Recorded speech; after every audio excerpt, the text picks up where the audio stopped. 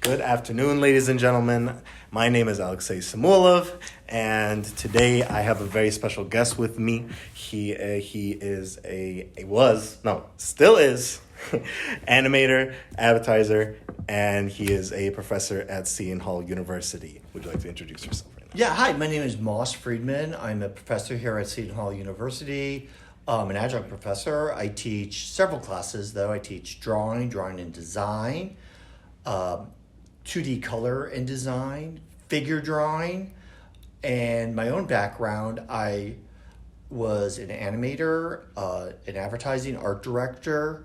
I was very fortunate. I got to work for top-tier companies like Disney, Nickelodeon, and top-tier companies in advertising like Saatchi & Saatchi, Gray, McCann Erickson, and I had a great career, but I really wanted to teach, and now I'm here, and I'm happy to be here with great students like Al. Thank you so much, Mr. Friedman. So, today's topic I'm going to discuss is artificial intelligence art.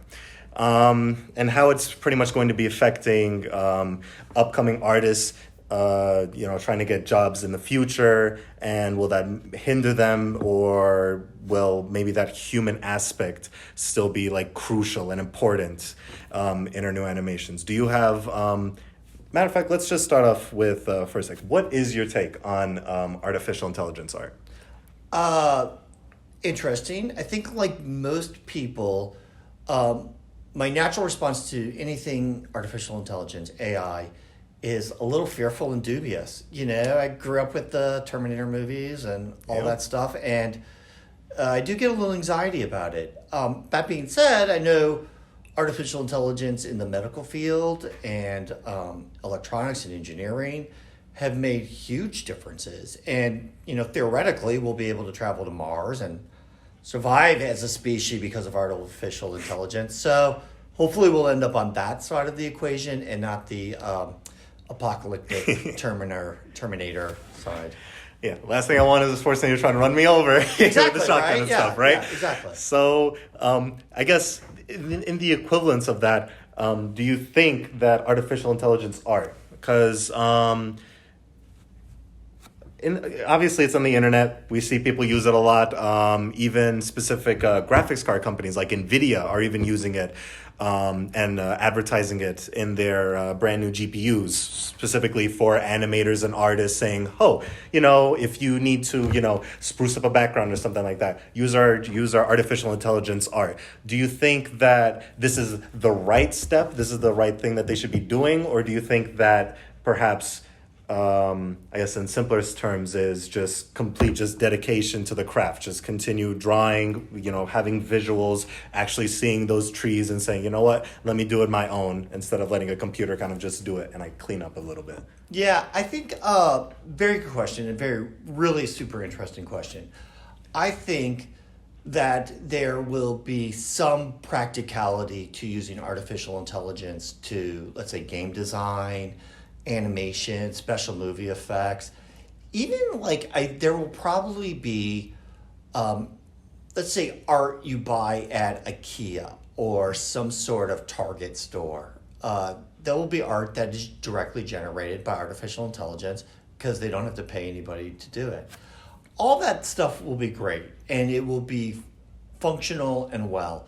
But I do think the art that I believe that the art that connects the most and is the art that resonates with us as human beings doesn't come from any sort of technical place. It comes from a story place, a kind of a connection of thoughts place, a humanized place. That is the work that makes us excited and feel good. And that's ultimately the stuff that we seek out. So to some degree, yes, I'm threatened by artificial intelligence. I'm inspired by artificial intelligence, but ultimately I think it's never going to be able to replace whatever instinct we have as human beings. I could be wrong about that. I mean, I suppose you could program instinct into a computer, but I find that hard to imagine. Right. Well, I guess in that point, yeah, we covered over just artificial intelligence, art being created, and right now again it's still a little shaky. As I've checked with the research, doing my own artificial intelligence art, sometimes you just have to plug in different tags. Like let's say if you want to draw an art for, let's say, human being, you put brunette, long hair, something like that, and then you get an example. You know you'll get a decent general depiction of what the computer wants you to think. But when do you think we'll get to a point where, let's say we get to the point where computer generated art is almost kind of, I wouldn't say necessary? No, not necessary. It would kind of just be implemented without thinking, implemented into our kind of artwork, our movies, for example. So let's say in the future. I don't know. I just know my own experience with like television production, movie production, advertising, animation. The craft of storytelling is so demanding and so nuanced and detailed that I can't ever imagine a scenario where it would be plug and play. That you could just, I suppose, maybe 50 years from now, you could write a screenplay and ask a computer to imagine it into a movie. But I think that would be, even then it would be so flawed, because even as humans, it's what we bring to the vision. It's like, it's the difference between different directors. Steven Spielberg is a super competent director, obviously, and so is Quentin Tarantino. He's a super competent director. But, you would have to be, we would never expect a Quentin Tarantino movie. Quentin Tarantino would never make a version of E.T. That's what I'm saying. Right. So the point being that it's the it's our individualism that ultimately that needs to be attended to when you make something like that. Right. So I still I just can't imagine a computer being able to do that, or an artificial intelligence be able to do that. Right. And again, maybe I'm wrong. Maybe there are people out there who are creating algorithms as we speak that are cracking these codes, but I just can't imagine, Right. I actually agree with you. I think that the human emotion and just, again, humanitarian aspect of just us, again, as human beings, is so crucial, yet it's kind of just not really noticed when we're looking at a movie, right? Most people, they just see, again, super explosions, everything, this and that. It's like, oh, robot can easily recreate that. But, if you look, again, you read between the lines, or let's say look beyond the movie, it's almost like you kind of see what was the director's motive?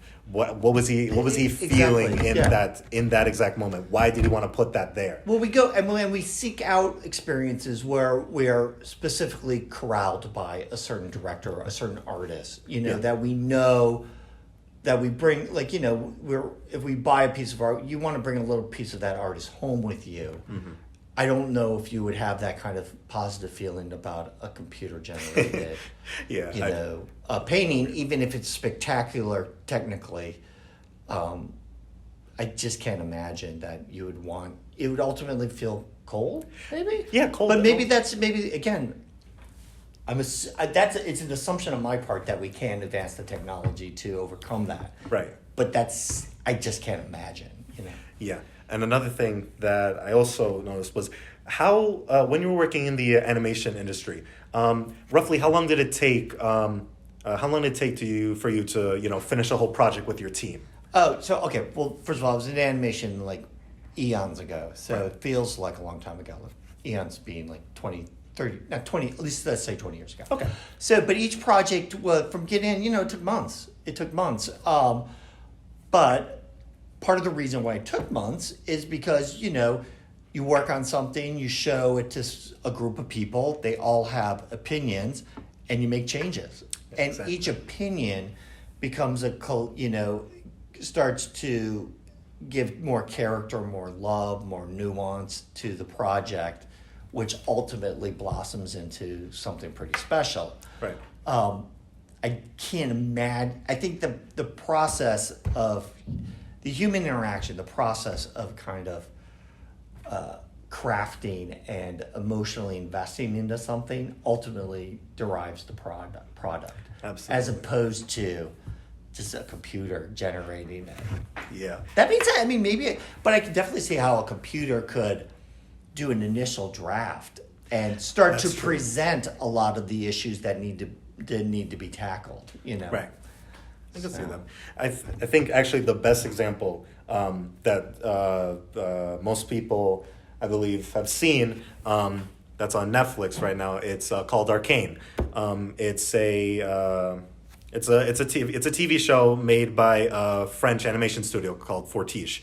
Their art style is really good. It's 3D animation, but with 2D texture. So it's almost as if it's like the paints are kind of moving to life. And I think because, and Nina mentioned, this show came out 2020. It took them 4 years to create the show. It was 12 episodes. Easily, yeah, I've seen it. It's a lavish cartoon, and visually, I think it's stunning. I think it's really great. Yeah, and I like the characters too. My kids don't like it, but I like it. My kids don't like it because it's based off of a game they don't like, not because of anything with the product itself. I don't blame them. I play the game. The game is very not fun, but again, I've fallen down deep into the hole, so I got to stay there. Anyways, that's besides the point. It's a great cartoon. But I think really to your point, yeah, I mean, there's no way something like that. That is like a labor of love. And exactly. And emphasis on love, you know, emphasis on someone brought some real vision to it. And it's not something that a robot can pretty much just do. I can't imagine a robot could ever do. Yeah, I agree with that too. So we can honestly close it off right here. I don't want to keep you for so long. I appreciate you really taking the time out of your day for this.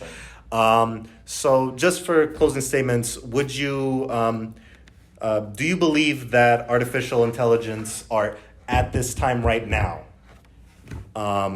would be affecting Seton Hall students that, you know, just recently graduated and want to pretty much go into the animation industry? Knocking you out career-wise? Yeah, career-wise. I don't know. I don't think so. No, I don't think so. I think at this time and place, no. No, I think there's still a real demand for creative talent. Right. And that no amount of computer can kind of elbow a person out of that space. Right. I don't believe that at this time. 10 years from now, yeah, right. Probably, maybe, who knows? But also, maybe we'll prove maybe we'll accept we'll know where the weaknesses are and where humans fit in the equation, right. Or where AI fits in the equation with humans more.